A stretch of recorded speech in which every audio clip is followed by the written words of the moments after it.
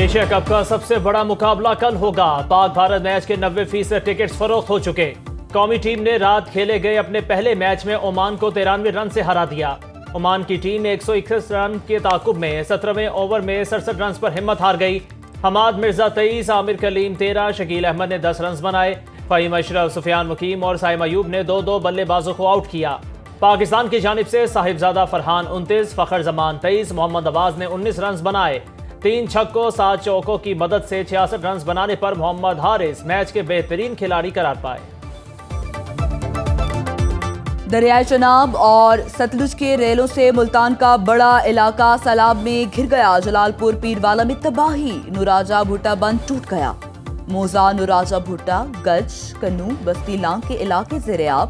ملتان کی تحصیل شجاع آباد کو بھی شدید خطرہ، درجنوں آبادیاں پانی میں ڈوب گئیں۔ مقامی افراد کی اپنی مدد کے تحت نقل مکانی۔ سیلابی ریلے میں بہنے والے 3 میں سے 2 مزدوروں کو بچا لیا گیا، تیسرے کی تلاش جاری۔ دریائے ستلج میں ہیڈ سلمانکی کے مقام پر اونچے درجے کی سیلابی صورتحال برقرار۔ نشیبی علاقے زیر آب، ہزاروں ایکڑ پر فصلیں تباہ، سینکڑوں مکانات دریا بڑھ۔ نواحی گاؤں پانا مہار مکمل طور پر تباہ۔ بہاولپور کے 100 سے زائد دیہات ڈوب گئے۔ جلال پور پیروالا میں لاپتہ کشتی ریسکیو کر لی گئی۔ مزید 2 لاشیں نکال لی گئیں۔ جاں بحق افراد کی تعداد 7 ہو گئی۔ منچن آباد کے نواحی علاقے لالیکا میں کشتی الٹنے سے لاپتہ 2 افراد کی لاشیں مل گئیں۔ چشتیہ میں ٹیوب پر بیٹھ کر سیلابی پانی پار کرنے والا نوجوان ڈوب گیا۔ ریلیف کمشنر پنجاب کے مطابق سیلاب سے ہلاکتیں 97 ہو چکیں۔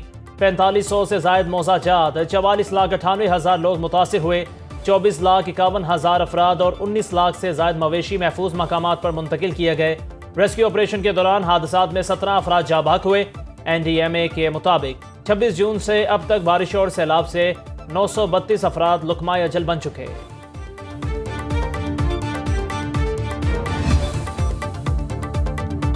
پنجاب میں تباہی مچانے کے بعد سیلابی ریلے سندھ میں داخل۔ گڈو اور سکھر بیراج پر درمیانے درجے کا سیلاب۔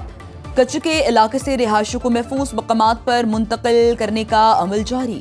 گڈو بیراج پر پانی کی آمد 5,05,000 کیوسک۔ سکھر بیراج پر پانی کی آمد 4,51,760 کیوسک ریکارڈ۔ جام شورو حیدرآباد میں کوٹری بیراج پر نچلے درجے کی سیلابی صورتحال برقرار۔ پنجنت میں انفلو اور آؤٹ فلو 6,79,290 کیوسک ہو گیا۔ سیلاب کے باعث متعدد دیہات زیر آب۔ سندھ اور پنجاب کی سرحدی پٹی کے متعدد دیہات کا زمینی رابطہ منقطع۔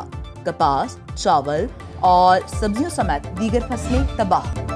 سیلاب زدگان کو 1 ماہ کا بجلی بل معاف کرنے پر غور۔ IMF کی منظوری شرط۔ وزیر اعظم نے وزارت خزانہ کو عالمی ادارے سے رابطے کی ہدایت کر دی۔ ریلیف پورے پاکستان کے سیلاب زدہ علاقوں میں دیا جائے گا۔ IMF کے ایک اور مطالبہ پورا کرنے کی بھی حکومتی تیاری۔ بجلی کی خرید و فروخت میں نجی شعبے کو شریک کیا جائے گا۔ پاور ڈویژن نے پالیسی تیار کر لی۔ نئے طریقہ کار سے صنعتی شعبہ بولی دے کر بجلی کارخانوں سے سستی بجلی حاصل کر سکے گا۔ وفاقی حکومت کا اربن فلڈنگ پر قابو پانے کے لیے نیا لایا عمل اور پالیسی تشکیل دینے کا فیصلہ۔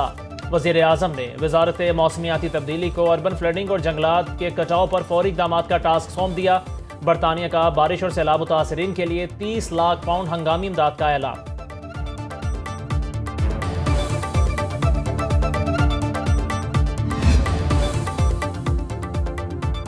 وفاقی حکومت سیلاب متاثرین کے لیے فوری دنیا سے مدد مانگے، تاخیر سمجھ سے باہر ہے۔ Chairman peoples party Bilawal Bhutto حکومتی رویے پر حیران۔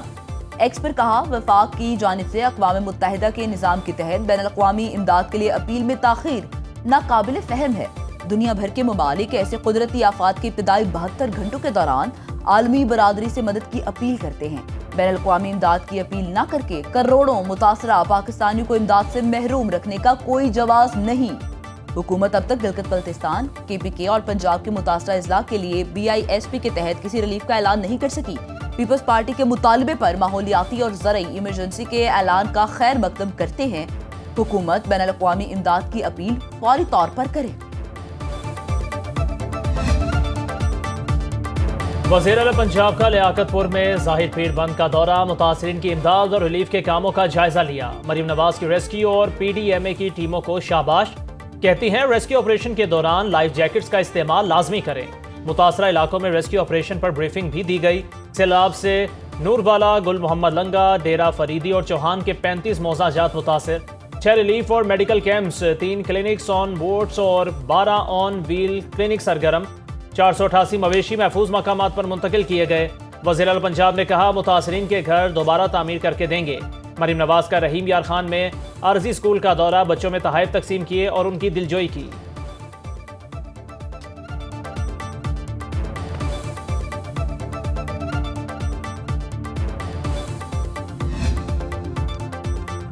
سنو نیوز مصیبت کی گھڑی میں سیلاب متاثرین کی آواز بن گیا۔ ملک میں سیلابی صورتحال پر مسلسل ٹرانسمیشن، آب ذخائر، دریاؤں اور ندی نالوں میں طغیانی کی لمحہ بلمحہ رپورٹنگ۔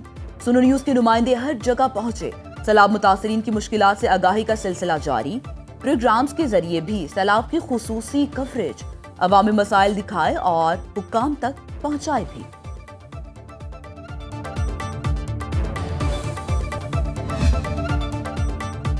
پاک سرزمین کو دہشت گردوں سے پاک کرنے کا مشن، سیکیورٹی فورسز کا بلوچستان کے علاقے مستونگ میں آپریشن، بھارتی پراکسی فتنال ہندوستان کے 4 دہشت گرد جہنم واصل۔ ISPR کے مطابق ہلاک دہشت گردوں کے قبضے سے بڑی مقدار میں ہتھیار اور گولہ بارود برآمد، مارے گئے خوارج علاقے میں دہشت گردی کی کئی کارروائیوں میں ملوث تھے۔ علاقے کو شرارتوں سے پاک کرنے کے لیے سینیٹائزیشن آپریشن جاری۔ حماس کے بغیر فلسطین کا 2 ریاستی حل، اقوام متحدہ میں قرارداد منظور۔ اقوام متحدہ جنرل اسمبلی نے سعودی عرب اور فرانس کی مشترکہ قرارداد منظور کر لی، جسے نیو یارک اعلامیے کا نام دیا گیا۔ قرارداد کے حق میں 142 ووٹ آئے۔ امریکہ اور اسرائیل سمیت 10 ممالک نے مخالفت کی، 12 اراکین ووٹنگ میں شریک نہیں ہوئے۔ متن میں حماس کی مذمت کرتے ہوئے اس سے ہتھیار ڈالنے اور یرغمالیوں کی رہائی کا مطالبہ کیا گیا۔ 2 ریاستی حل پر اعلیٰ سطحی بین الاقوامی سربراہی کانفرنس 22 ستمبر کو دوبارہ منعقد کرنے پر اتفاق۔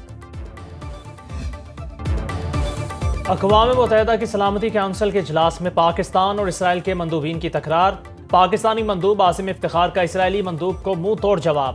اسامہ بن لادن کی پاکستان میں موجودگی کے اسرائیلی الزامات پر کہا پاکستان بارے حقائق سے منافی ریمارکس دیے گئے، جس کا مقصد عالمی قوانین کی خلاف ورزی اور اپنے غیر قانونی اقدامات کا جواز پیش کرنا تھا۔ ہم کسی بھی غیر ذمہ دار ریاست کے ایسے بیانات کو قبول نہیں کریں گے جو دہائیوں سے غزہ اور فلسطینی علاقوں میں بدترین ریاستی دہشت گردی کی مجرم ہو۔ اجلاس میں موجود اسرائیلی نمائندے نے پاکستانی مندوب سے اپنے لہجے پر معافی مانگی، ڈٹائی سے یہ بھی کہہ دیا کہ اسامہ بن لادن پاکستانی سرزمین پر مارے گئے، اس حقیقت کو کوئی نہیں بدل سکتا۔ ترجمان دفتر خارجہ کے مطابق ہم نسل خوشی کرنے والوں کے بیان کا جواب نہیں دیتے، پاکستان کسی بھی جارحیت کا بھرپور جواب دے گا۔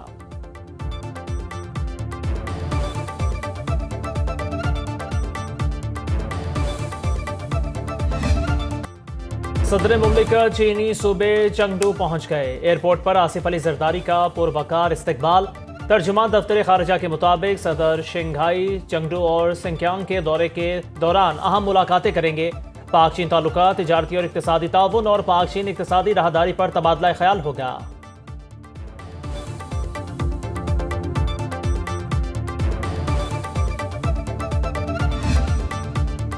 قومی ایئر لائن میں 21 کروڑ روپے کی مالی بے ضابطگی کی نشاندہی۔ آڈیٹر جنرل کی رپورٹ کے مطابق PIA پروازوں پر پابندی کے باوجود غیر فعال لندن اسٹیشن پر 5 سال سے 35 ملازم تعینات ہیں، جس سے قومی خزانے کو صرف تنخواہوں مد میں 21 کروڑ روپے سے زائد کا نقصان ہوا۔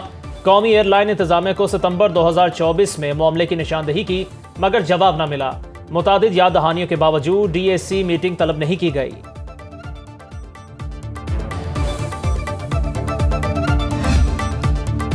سمندر پار پاکستانیوں کا بڑا کارنامہ، 5 سال کے دوران روشن ڈیجیٹل اکاؤنٹ میں 10 ارب 91 کروڑ ڈالر بھیجے۔ اسٹیٹ بینک نے تفصیلات جاری کر دی، روشن ڈیجیٹل اکاؤنٹ میں 2 ارب ڈالر موجود۔ روشن ڈیجیٹل اکاؤنٹ ہولڈرز کی تعداد 8,51,756 پر پہنچ گئی۔ اسلامک بینکاری میں 95 crore 80 lakh dollar, stock market میں 8 کروڑ 20 لاکھ ڈالر کی سرمایہ کاری کی گئی۔